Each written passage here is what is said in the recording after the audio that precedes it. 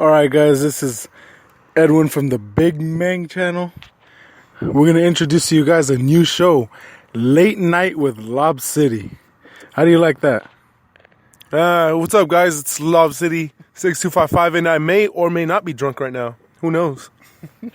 It's a mystery. You'll find out at the end of the show. Hey. We have a special guest, one of a good friend of ours, me and Lobcity, Gordo. Hey guys.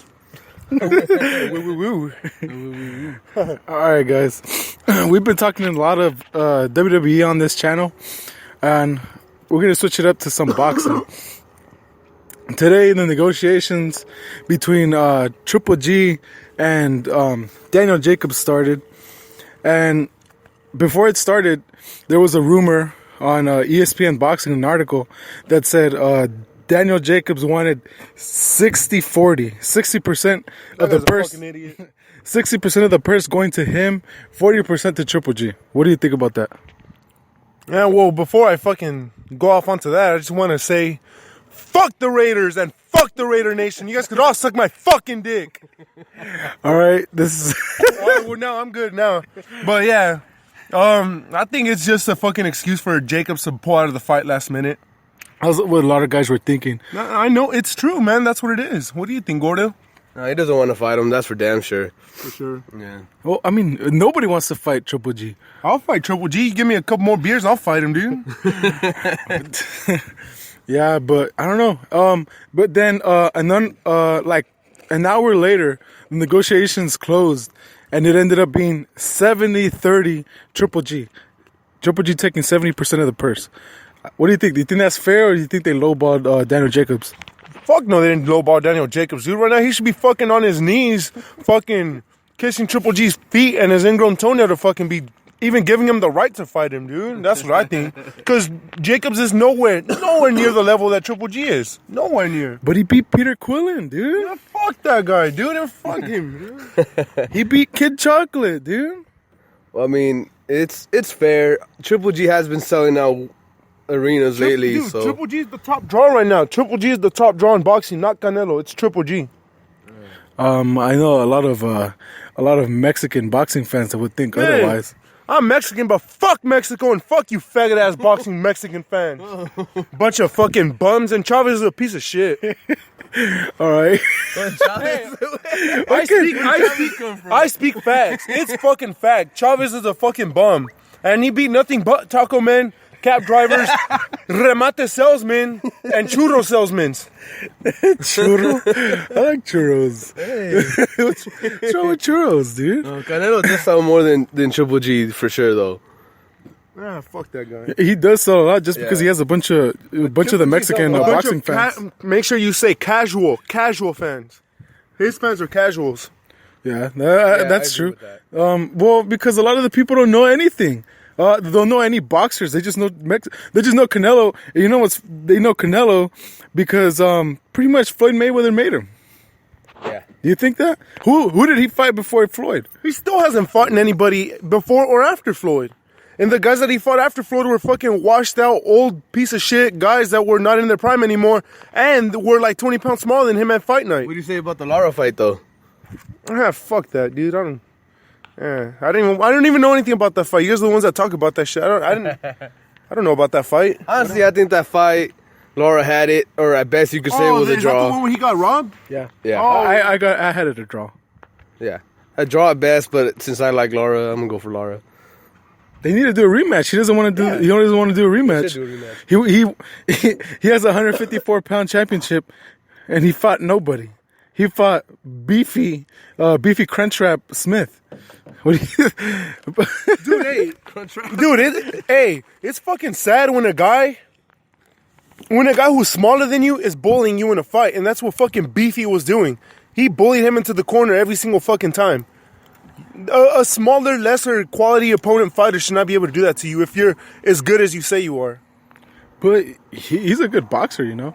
But a lot of people didn't know that because they don't know anything. But I bet you a lot of the British boxing fans. Yeah, no, but he was a smaller fighter on fight night, and he all around, this was his first big fight. He wasn't ready for it, and he He bullied Canelo into the corner. From what I saw, Canelo looked like shit in that fight. Me and Gordo saw that fight, right, Gordo? Yeah. That should have been a pay-per-view. That's for damn sure. I don't think it should have been a pay-per-view. It should have been like a free HBO boxing fight. Something like PBC or, HBO Fight Night, something like that. Solo Boxeo Tecate, that's what it should have been on. That's the type of fight it was. Azteca Boxing? Yeah, Azteca Box. Azteca Box. No, how much do you think he weighed? How much do you think Canelo weighed on Fight Night against Beefy? Dude, I hear people saying that Canelo's coming into these fights like fucking 175 and shit. 170, like almost damn near 180, dude. This guy, I've heard 180. Yeah, I have too. I've heard that too. But I remember Khan accused him for coming in 190. I thought that was way too much. That's ridiculous. That's too heavy. That's ridiculous. But I know Khan for damn sure was not at 170. That was probably 160, 165. He looked like he was 165 at the very most. And fucking Canelo was coming in fucking 180 on that fight, dude. It would have been embarrassing if Canelo didn't knock him out, dude. Yeah. I was going for Khan in that fight, but I knew he was gonna get knocked out, dude. It would have been sad if Canelo didn't knock him out. Now Canelo's over here talking about, oh, I have a hand injury, and I'm doing fucking parentheses, right? Hand injury. Air quotes. Yeah, air quotes. He doesn't have a fucking hand injury. He just needs an excuse to duck fucking Triple G this year. Yeah. And he wants Triple G to be just another year older. Because he knows that Triple G will beat the fuck out of him. And Golden Boy knows that Triple G will beat the fuck out of him. And he does not stand a chance. Canelo is not even in the same class as Triple G. Not even in the same class. And it's not even close. Canelo needs to get rid of these freaking burrito salesmen, candy corn salesman guys that he has in his corner. These guys aren't coaches. They're eloteros and they're menuderos and fucking burrito salesmen, dude. These guys don't know what the fuck they're coaching him, dude. No, okay. I told you this. Those were his first boxing coaches. But you're supposed he found them at the Swampy. No, but you're supposed to upgrade as you get older. No. He should stay with those guys, dude. Because I want him to have a very bad career. Fuck Canelo. No, but I agree with you. Fuck Guadalajara, even though I'm from Guadalajara. Fuck that place. No, but I agree with you. I feel like those trainers, I feel like he could be a much better boxer than what he is. I know you don't like him, and I know you don't want to see him succeed, but I'm just saying those trainers are garbage. Those are trainers that you start off with until you're like 10 or 15, and then you go find yourself a better trainer. Really quick. Hey, I'm not being biased, dude. I'm from Guadalajara. My parents are from Guadalajara. I'm Mexican. My fucking parents love Canelo. The Chivas, all that shit. That's my hometown, Guadalajara. But they don't know what happens behind the scenes, the contracts, the weight. They don't know any of that. No, but I'm from there. I'm not being biased because, if I were being biased, I'd be like, fuck yeah, Mexico, Guadalajara. But my thing is that I know that he's a piece of shit. I know that he's a fucking bum. I know that he's a paper champion. I know that he's a fucking cheap champion. He's not about shit, and he never will be about shit. And I know that, because I'm not a casual fan, And so that's why, I don't have any respect for a guy who's going to, fight guys 20 pounds less than him, fight guys that are way older than him and shit and out of their prime. Fuck no. I don't have respect for a guy like that. And that's why, I don't have any respect for Canelo, and I don't have any respect for Golden Boy. Fuck those guys, dude. I keep it real. Yeah. I completely agree, but you guys know, you guys have seen how much pride my parents have in Canelo and shit. Yeah. I definitely feel like Oscar is promoting Canelo completely the wrong way. Offering Triple G $10 million flat for a November fight in 2017 and not giving him any of the pay-per-view profits, that's not a good contract. No, anybody would turn that down. Yeah. Not even Jacobs. We'll take that. Yeah, that's a contract that's out there just so that after the fights he can be like, whoa, I offered him $10 million. Yeah, exactly. I offered him $20 million. And you know what's funny? People over here talking shit. Triple G's not taking this $10 million contract, but nobody was talking about how fucking Manny Pacquiao didn't want to take a $50 million contract because he wanted half. The fuck? It's hitting something. Nah, he wanted half of the pay-per-view he wanted half of the whole event, pay-per-views, ticket sales, everything. He wanted half because he knew that was a big money fight. So Triple G's Triple G and his people aren't idiots. They're not gonna go in there and take $10 million. Maybe he hasn't made $10 million in one fight. Hey, but they're not stupid enough to take that yeah, exactly, retarded contract. No, I love Triple G and I love Abel Sanchez and I love fucking Big Bear and shit. But Abel Sanchez, shut the fuck up, dude. You just fuck him, just coach the man and fucking promote him. You don't gotta talk all that shit. He's starting to piss me off. He's starting to sound like Freddie Roach, right? Yeah, fuck Freddie Roach. Freddie Roach and Danny Garcia's dad.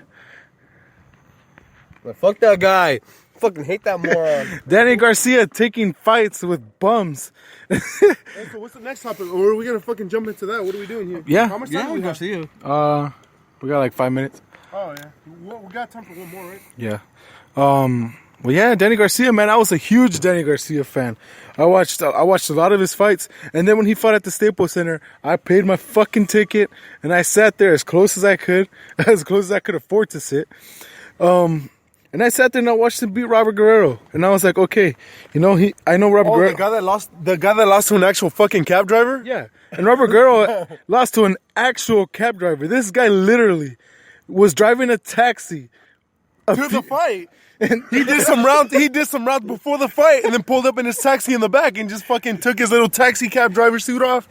Wouldn't change in the back, dude. He didn't drive an actual taxi to the fight, but like 2 months, I heard that 2 or 3 months before the fight, he was fucking taxiando, dude. Did they escort him to the fight in a taxi? He escorted himself in there. He picked up a few passengers to go watch him fight. But yeah, Danny Garcia, he beat Robert Guerrero. I'm like, okay.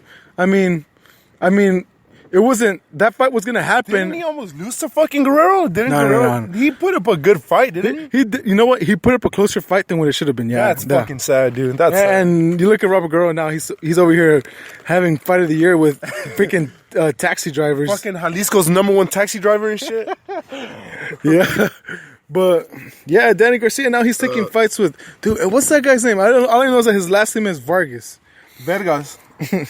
I thought it was the Molina guy. What happened to him? Okay, this is what happened.